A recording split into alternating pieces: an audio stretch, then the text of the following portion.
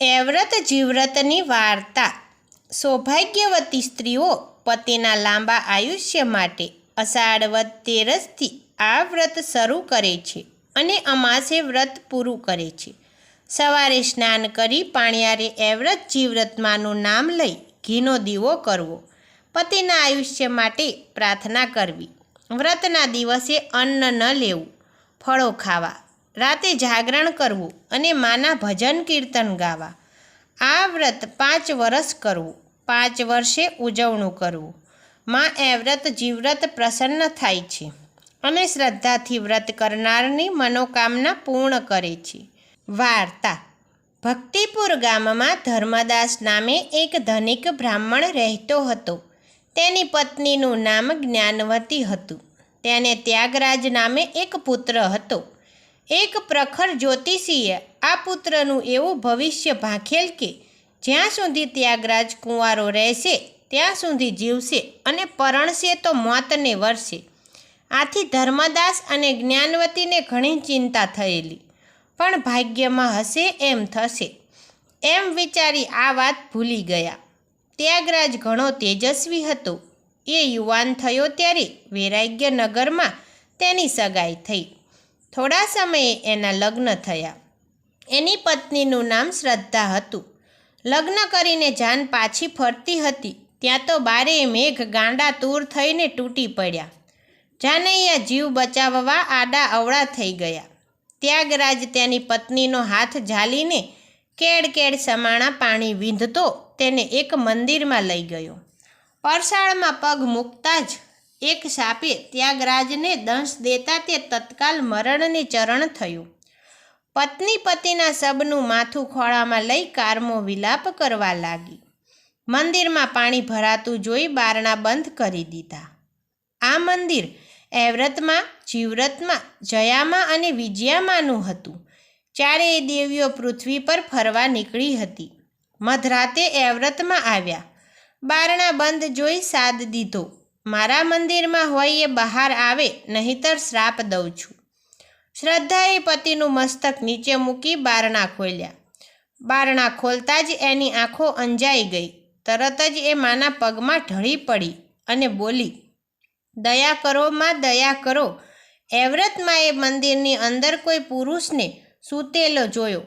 તરત જ એ બોલ્યા, હે અબળા, હું એ વ્રતમાં છું. તું કોણ છે અને આ પુરુષ કોણ છે? મારું નામ શ્રદ્ધા છે માં. આજે જ પરણીને આજે જ વિધવા થઈ છું. વરસાદથી બચવા અમે આ મંદિરે આવ્યા. પરસાળમાં જ સાપે મારા પતિને દંશ દીધો અને પળમાં પ્રાણ પરહર્યા. હે દયાળી, મારો ચાંદલો અખંડ રાખો.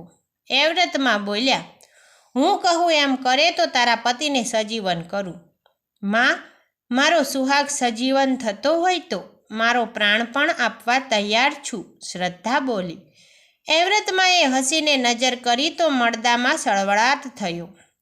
ત્યાગરાજે પડખું ફેરવ્યું પણ ત્યાં તો એ વ્રતમાં અંતર ધ્યાન થઈ ગયા. શ્રદ્ધા ફરી બારણા બંધ કરીને વિલાપ કરવા લાગી. મધરાત પર એક ઘડી વીતી ત્યાં તો જીવ્રતમાં આવ્યા. બારણા બંધ જોઈને ક્રોધ કરતા બોલ્યા, કોણ છે મારા સ્થાનકમાં? બારણા ખોલ, નહીતર બાળીને ભસ્મ કરું છું. આંસુ સારતી શ્રદ્ધા બારણા ખોલતા જ માના પગમાં ઢળી પડી. એની કરુણ કથની સાંભળતા જીવ્રતમાં બોલ્યા, મારું કહ્યું કરે તો તારા સુહાગને સજીવન કરું. શ્રદ્ધાએ વચન આપ્યું.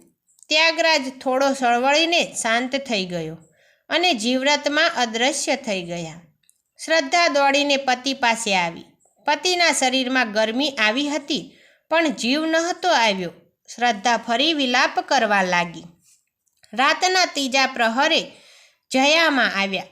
શ્રદ્ધાએ બારણા ખોલ્યા અને રડતા રડતા બધી વાત કરી તો જયામાએ પણ એની પાસેથી વચન લીધું.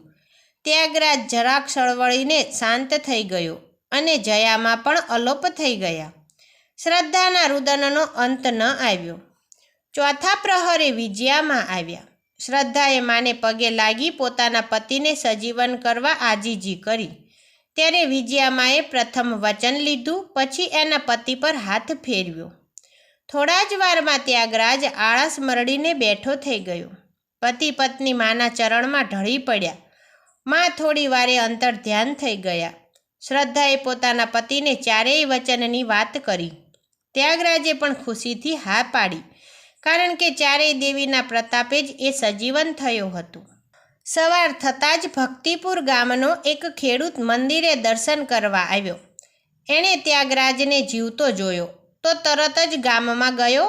તેના માતા પિતાને વાત કરી કે સર્પદંશથી મૃત્યુ પામેલો ત્યાગરાજ જીવતો છે.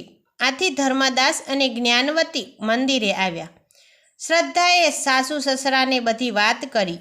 દેવી પ્રસન્ન થયા અને પુત્ર સજીવન થયો એ જાણી માતા પિતાના હર્ષનો પાર ન રહ્યો. વાજતે ગાજતે વહુ દીકરાને ઘેર લઈ ગયા. સમય જતાં શ્રદ્ધાને સારા દિવસો દેખાયા. 9મે માસે એણે એક પુત્રને જન્મ આપ્યો. ધર્મદાસ અને જ્ઞાનવતીએ સાકરના પડા વહેંચ્યા. હવે વાત એમ બની કે રાતના પ્રથમ પ્રહરે એવ્રતમાં શ્રદ્ધાના ખાટલા પાસે આવ્યા અને બોલ્યા, દીકરી, હું એવ્રતમાં છું. તે મને વચન આપ્યું હતું. હું તારો પુત્ર લેવા આવી છું. શ્રદ્ધાએ બંને હાથ જોડીને માને વંદન કર્યા અને દીકરો આપી દીધો, કારણ કે એ વચને બંધાઈ હતી.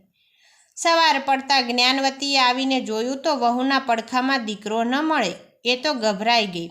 શ્રદ્ધાએ સાચી વાત કહી, પણ જ્ઞાનવતીના ગળે વાત ન ઉતરી.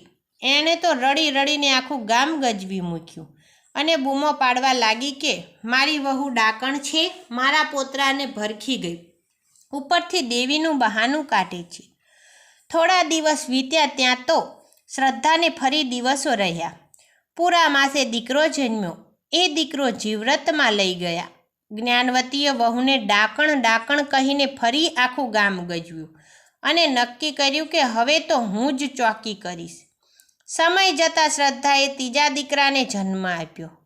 જ્ઞાનવતી ખાટલા પાસે બેસીને ચોકી કરે છે. જયામાએ ધારણા મૂક્યું તો બધા જ ઊંઘી ગયા અને જયામા દીકરાને લઈને અંતર ધ્યાન થઈ ગયા. સવારે જાગીને જુએ તો દીકરો ન મળે. સાસુ તો સંતાપ કરવા લાગી, પણ કાંઈ ન વળ્યું. ચોથી વાર જ્ઞાનવતીએ રાજાને ચોકી કરવા બોલાવ્યો.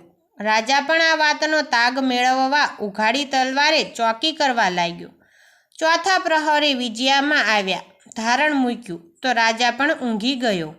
માએ શ્રદ્ધા પાસેથી દીકરો માગ્યો. શ્રદ્ધાએ દીકરો માને સોંપતા વિનંતી કરી, હે મા, બોલે બંધાઈ છું, તેથી ના નથી પાડી શકતી.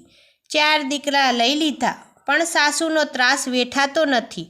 આખું ગામ મને ચૂડેલને ડાકણ કહે છે. 8મી વેળાએ વહારે આવજો માં. વિજયામાં દીકરાને લઈને ચાલ્યા ગયા. સવારે જોયું તો દીકરો ન મળે. હવે તો બધાને ખાતરી થઈ ગઈ કે વહુ જ ડાકણ છે અને દીકરાને ભરખી જાય છે. 5મી વખતે શ્રદ્ધાએ રૂપાળી દીકરીને જન્મ આપ્યો. સવારે જ્ઞાનવતી જુએ છે તો દીકરી રમે છે. જ્ઞાનવતીને શાંતિ થઈ, પણ જ્યારે વહુએ ગોરાણી જમાડવાની વાત કરી ત્યારે જ્ઞાનવતીએ મોં મચકોડ્યું. 1.25 મહિને શ્રદ્ધા સ્નાન કરી હાથમાં પૂંજન થાળ લઈ મંદિરે ગઈ. ચારેય માતાનું નામ લઈને 4 દીવા કર્યા અને વિનંતી કરી કે હે માતાઓ, મારી લાજ રાખવા ખાતર ગોરાણીઓ થઈને મારા ઘેર ગમે તે સ્વરૂપે જમવા આવજો. સાંજે ચારેય દેવીઓ રૂપ બદલીને જમવા આવી. શ્રદ્ધા ભાવથી પીરસવા લાગી. એ જ વખતે ઘોડિયામાં દીકરી રડવા લાગી. તેથી દેવીઓ પૂછવા લાગી, બેટી, તારી દીકરી કેમ રડે છે? ત્યારે શ્રદ્ધા બોલી, હે માતાઓ, રમાડવાવાળા 4 ભાઈ જન્મ્યા હતા.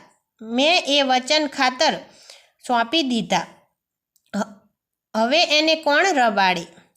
ચારેય દેવીઓ એ જ ક્ષણે અદૃશ્ય રીતે 4 દીકરા લાવીને શ્રદ્ધાને સોંપી દીધા. પછી આશીર્વાદ આપીને 4 દેવી અંતર ધ્યાન થઈ ગયા. શ્રદ્ધા દોડીને સાસુને બોલાવી લાવી. 4 છોકરાને જોતાં જ જ્ઞાનવતીની આંખમાં હર્ષના આંસુ આવી ગયા અને શ્રદ્ધા તરફ એનો અહોભાવ વધી ગયો. સાસુએ રડતા રડતા વહુની ક્ષમા માગી. આ વાતની ગામમાં ખબર પડતા સૌ શ્રદ્ધાની વાહ વાહ કરવા લાગ્યા. ઘેર ઘેર 4 દેવીના ગુણગાન ગવાવા લાગ્યા અને સઘળી સ્ત્રીઓ એવ્રત જીવ્રત વ્રત કરવા લાગી. આ ચારેય દેવીઓ જેવી શ્રદ્ધાને ફળી એવા સૌને ફળજો. જય એ વ્રતમાં, જય જીવવ્રતમાં, જય વિજયામાં, જય જયામાં.